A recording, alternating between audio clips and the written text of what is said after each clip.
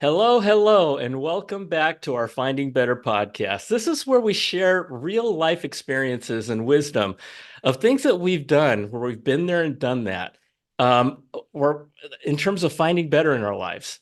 And the idea is that, maybe you can pick something up and decide to apply some of that learning and some of that wisdom to your own life. My name is John Suzuki, and I am your host, and I am thrilled that you're here. This is one of those episodes that you're going to want to share and let people know about because my guest today is a gentleman named Jon Gray.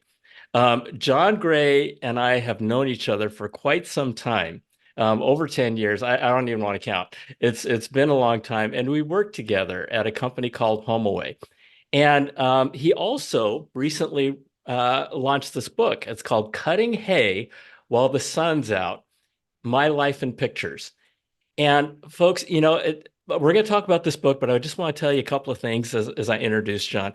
I read this book, and this whole podcast is about sharing what we've done in our lives that have led us to living the lives that we have, which we love. If there has ever been a blueprint to finding better and achieving better, it's in this book. Um, Jon Gray, welcome. Hey, John, nice to see you. Amazing to see you. I want to just say one other thing about you. This man has been one of my not a mentor, but one of the people who has really, well, mentor, absolutely, but one of the people who has really inspired me. And he's just an amazing guy. And when I met him, I don't know, Jon, you must have been like 13 years old or something. You're really, and you're amazing. You're just so smart. And you were just such a good guy. That was the thing, and that's the reason why I'm so happy that you're here, is because I know that you're just a really great guy. And right now, folks, he is the CEO of a company called RV Share, for recreational vehicle share. And which is just an amazing business. If you guys are looking to rent an RV, go to rvshare.com. But that's not why we're here. We're here because I wanted to introduce you to Jon.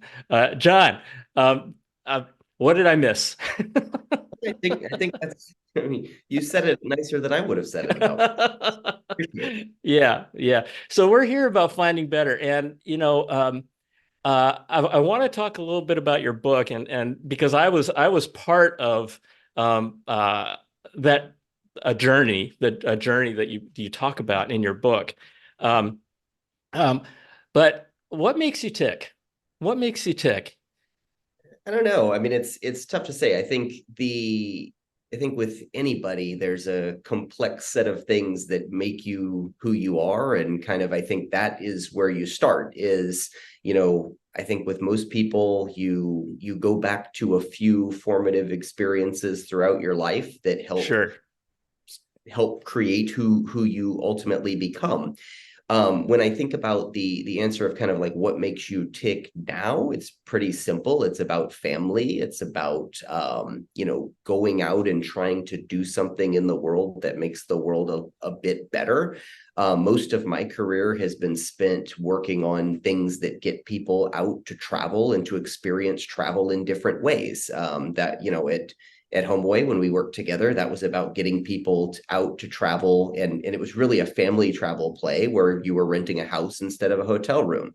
So you were going, spending time with the people who mean the most to you in places that were different and allowed you to explore. I think I do the same thing with RVs now, and that is a great way to get people out and to experience the outdoors.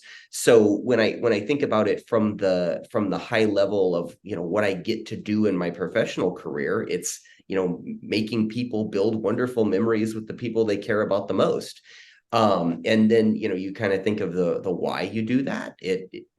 I think humans need to have something productive to do throughout the day. It's difficult if you just sit around and do nothing. So you have to do something, and I'm glad that I get to spend the time that I'm doing something that I think does make the world at least a little bit better.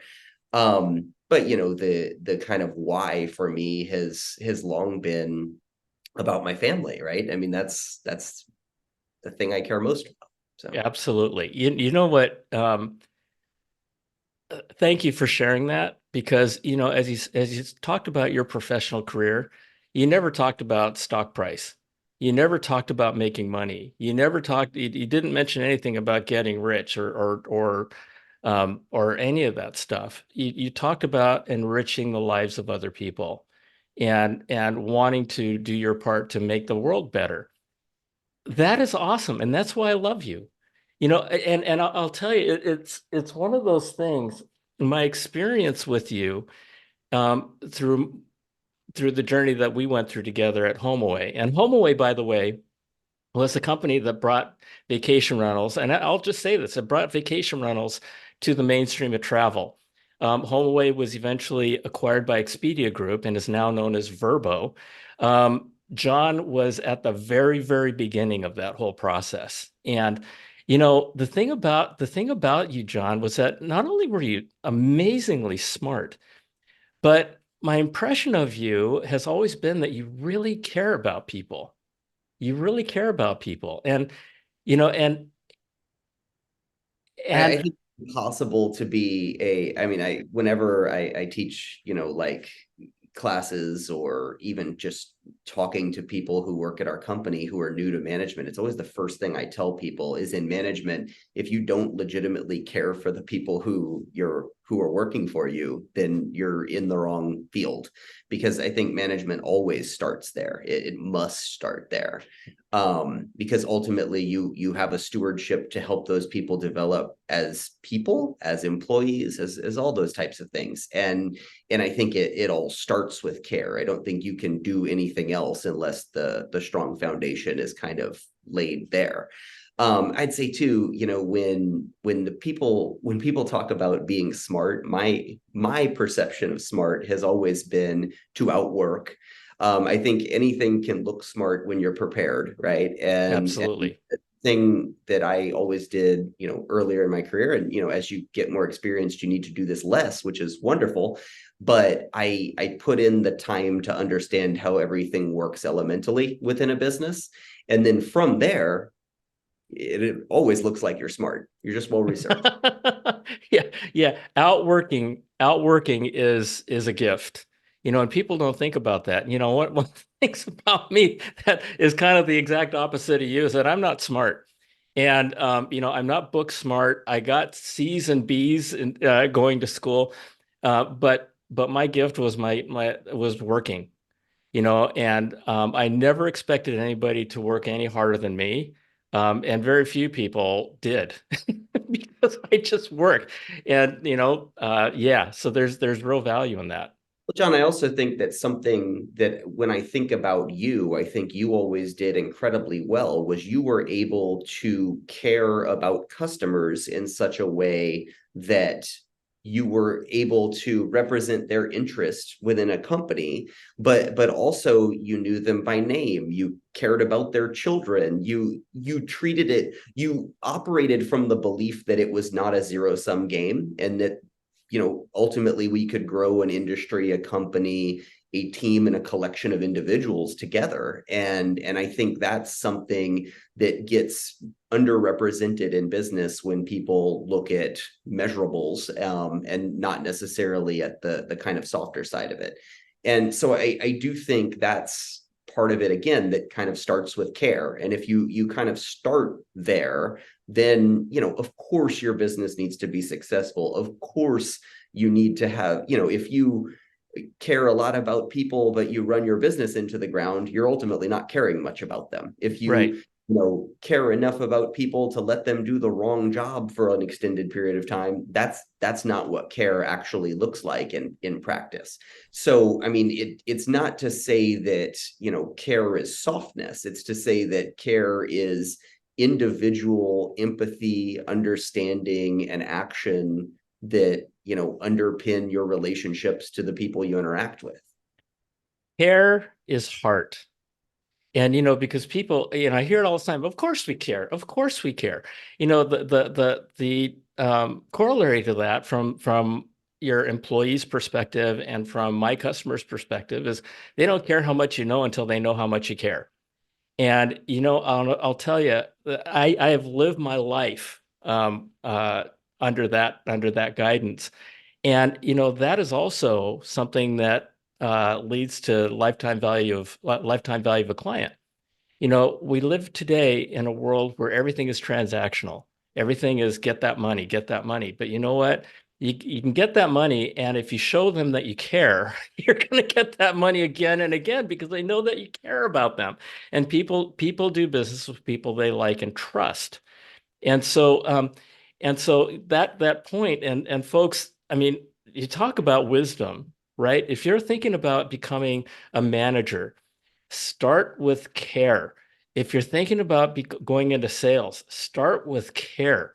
Um, and it's something that you really have to internalize and become and make part of you. John, I'd add a point here, which is the type of business you're in, I Hmm. think makes that easier or harder. And what I'd say about what we call a marketplace business, where you're connecting buyers and sellers within usually an online environment, but it could also be a physical environment.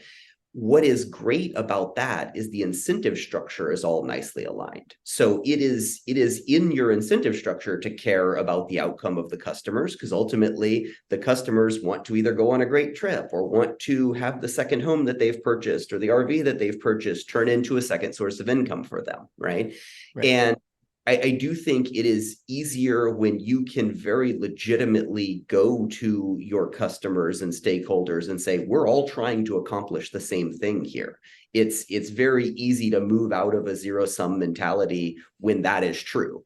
And that's something where, as I've considered career options over time and everything else, I've thought about that incentive alignment. It's one of the things I like most about marketplace businesses, is that it enables you to kind of be on the same page with everyone you're working with. Yes. Yes. I want to just share a quick story, an experience that I had with you when we were both at HomeAway. And I had proposed, I was in sales. I headed up sales for the software group in the company. And I came to you and I came to Jeff Hurst and Bill Furlong with an idea of creating a role that we didn't have called a technology evangelist. And my role was one where my job was going to be to get out there and evangelize the technology and that we were offering, and also HomeAway. But more importantly, as I was doing that, understand where we were going wrong, where we were off, and bring that information back to the company so that we could do something about it. And first of all, John, I will always be grateful for you and Jeff for approving that role. But I'll never forget when after you approved that role, I came into your office and I said, John, I said, okay, thanks for approving it. I want to make sure I understand what your expectations are and in this new role that I'm going to be in. And you looked at me and you said, how would I know? It's your idea. And I was just kind of stunned. And you said, look, you're at a level, you need to go figure that out. You need to go figure that out yourself. We think it makes sense, but you go out and make something of it. And I walked out of your office and I remember thinking to myself, whoa, that's leadership. Which is the exact opposite of what a lot of people think. They would think that leadership is leading me and telling me, here's how you're going to be successful. Here's what we want. But you didn't.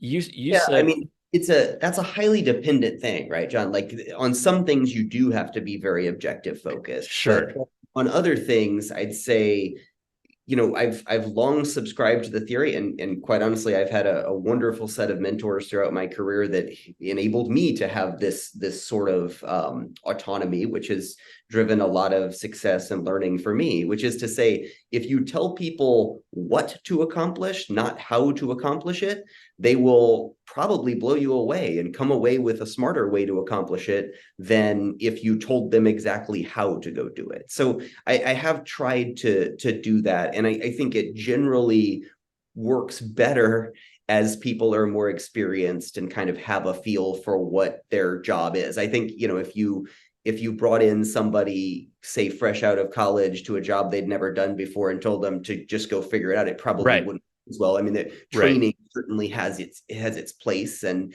there's a season for all of these things. But I will say, empowering senior people to go figure out things their own way and allowing them to create their flexibility, allowing them to create their level of impact within an organization, kind of exemplifies trust, exemplifies care, and ultimately gets you better business results. So that's, just kind of in line with that. And honestly, I mean, not for this to be a podcast that talks you up, but you made that a pretty easy decision, right? I mean, you had demonstrated for such a long period of time that you had a feel for our customer base ahead of anyone else in the company. So it was pretty easy to understand what you were trying to accomplish. Well, I appreciate that. I appreciate that, and I'll tell you. Okay, I don't want to talk. I want you to talk, and I want you to tell us a little bit about this book. Sure. I haven't read the whole thing, but I've read probably half of it, and I'm just, it, it's like no other book I've ever read. Hmm. So tell us about this book and why you wrote it. That's a compliment. I don't know. It's totally a compliment. Yeah. So look, I think every year I put something out there for myself to go do that's kind of, it's usually not career related. It's usually something that's kind of outside of that. One year it was running a marathon, one year it was reading 30 books, just all sorts of things like that that are, just something that's kind of a new push to do something different. And this is during, John, did you yes, say read 30 books yeah, in a year? in a year. That's okay. I You mean, I traveled a lot for work. I've really picked up good for, audiobooks, and it's kind of that's amazing. it, the audiobooks have just really rekindled my love for reading. That's been great. I mean, if you can get an audiobook that's read in the voice of the author, it's pretty amazing. So that was There you one that go. really kind of helped kick that off for me. But anyway, in for 2021, my objective was to write a book. And the purpose of the book was never to be really a commercial endeavor. It was, I wanted basically my kids to be able to hear my story in my words, right? Is kind of the way I thought about it. So that's how I wrote it, and what I did with it. I showed it to a few people, and they were like, "I've read emails from you, and they're not that good." So I was really surprised when I read it. It was pretty good. Yeah. So I got an editor and worked with an editor to make it a little bit better. Kind of told it through the vantage point of 12 photographs, and that was kind of the part that I think made it a little bit different and honestly a bit more engaging as a story. And got to the point where I was like, if this book catches somebody at the right time in their life, it can make a pretty meaningful difference to them. So that got me to the point where I wanted to publish it, talk to my kids, talk to my wife about if they were okay with that. Because it's a pretty deeply personal story, right? And they were. And so I published it. And one of the things that was really important to me in publishing it was that it was not a commercial endeavor. So Hmm. it's one where 100% of the proceeds from it get donated, and to causes that are important to me. And it's gone pretty well. I'd say the other thing about it is I went into it with very, very low expectations around what it would sell, all that sort of stuff, because I was firmly writing the story, for me and for my family, not for, some sort of external approval. And that is absolutely the way to write a book. I definitely learned that from it. If you write the book for you, it's going to be successful. And, some of the people who've reached out to me, who I never would have expected to hear from again in my life, has been probably the coolest part of it. People telling me, wow, I've known you for years and I had no idea this kind of perspective on you. And so that part I think was really cool. It's cool. Amazon makes it really easy now. You can kind of log in and see what Oh you're my gosh. and all that sort of stuff. Yeah. You see that it gets sold in other countries and all that's very cool, and to know that it has that sort of reach is very cool. It's one of the big things for me was I got it into the library at the high school that I went to, right? And like that was a really cool Nice. kind of milestone thing. Nice. And so there's a bunch of things like that have come from it that have been really cool. But it all started for me with kind of an accountability and a just desire to have it to where my kids would understand why I did some of the things I did over the time, right? Because I do think it's something that is lost in most cases. Is I don't think you have much context from your parents or from your grandparents or anything like that. You typically see those things in pictures that capture a moment without the surrounding details. So that was really what I was trying to get after. And it was one where I was nervous going into kind of every different phase of the process of doing it, but I'm proud of what it became and happy with the end result for sure. I when I have guests on my podcast, one of the things I say when they say, "Well, what part of me do you want me to share?" And I tell them, think about what you'd share with your kids and your family, the kinds of things that you would share with them to help them live a better life. And and I just realized why I like your book so much is because you wrote it for your family. One of the and you're sharing it with the world for us to see. I mean, the advice that you're giving here is the advice you give to your own family, your kids, right? And you're telling them about who you are, how you think. Um, and giving us a glimpse into that is really a gift. It's a wonderful gift, John. So thank you for doing that. And you say, I came to the realization a while ago that you know we all have four grandparents. We all have eight great grandparents, and we all have 16 great great grandparents. I know nothing about any of my great grandparents. And I only know something about one of my grandparents because I never met the other three. And so one of the things I'm going to be doing with this podcast is I'm going to be launching a book called Finding Better, and it's going to be a compilation of my stories, but it's all going to be based around the kinds of things that I want my kids to know and their kids to know. Yep. And I think that it's what you've done is a wonderful one because you know what, your great great grandkids are going to be able to take a look at this, and they're going to be able to go, hey, look, wow, it was like this back then. They actually drove They'll just cars, probably have an AI read it to them or something. or exactly right. But the important thing, whether it's AI read it to them or whomever, Yeah.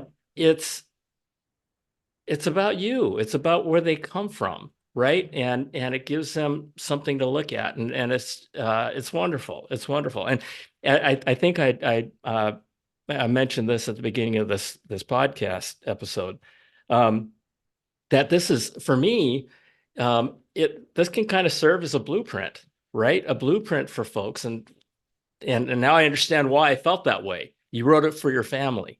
I would Um, be, it's one of those, the idea of kind of starting with photos and building it out from there is one that if anybody wants to take there, I'm happy for them to. I do think it's an interesting way to tell a story, and I'd love for people to use it. It's wonderful. It's wonderful. John, there is so much content that we talked about in this conversation that I've learned. And, we talked about leadership, we talked about management, we talked about care, we talked about sales, we talked about customers, we talked about love, we talked about life. It's just now I realize why I like you so much. And so I really, and by the way, folks, I don't work for John. I used to work for John So if anybody is, if any of you are thinking, well, he's being really nice to John because he works, no, no. It's this is my heart about this man. And I am so happy and appreciate that you came and joined us and share a part of your life I with was everybody. happy to spend some time. It's nice to see you, John. Yeah, you too, John. You got anything else? Not really. I mean, Okay. All right. covered a lot. Yeah, we did. We did. So, folks, again, the name of his book, and by the way, I've told you guys, we're not selling books. We don't sell products here, but I do tell you about stuff. If you want to check it out, it's called Cutting Hay While the Sun's Out, My Life in Pictures. Wonderful, wonderful book. John, thank you for joining me. Thanks, John. Talk to you later. Okay. See y'all next time.